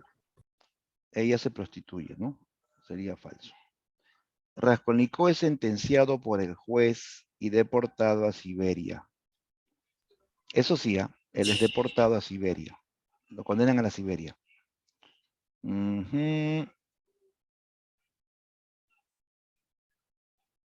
Ya, falso, verdadero. Falso, verdadero. A ver, el tema, la duda estaría en la 3. Después de cenar en la usurera, se apodera de su dinero.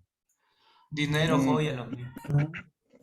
mm, Bueno, en ese cofre dice haber encontrado, claro, imagínate que ella en el cofre que guarda, no solamente guardaba joyas, sino guardaba también dinero, porque ella ganaba, pues, ¿no?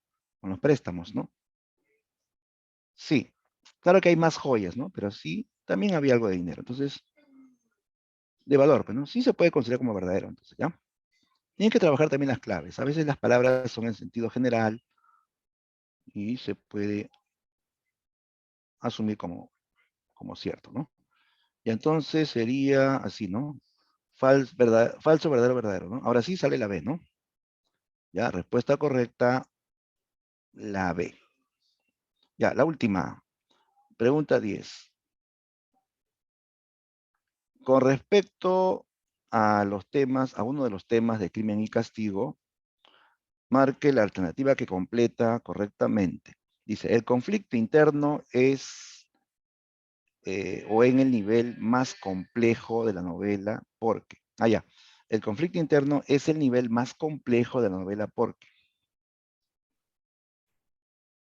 La Conflicto C, profe. interno. La Conflicto C. interno. La C, profe. Claro, ahí nos enteramos de ese mundo complejo de la interioridad del personaje, ¿no? Que a veces hace cosas buenas, cosas malas, piensa en lo bueno, piensa en lo malo, entonces, complejo, ¿no? Correcto, esa es la respuesta. Muy bien, perfecto.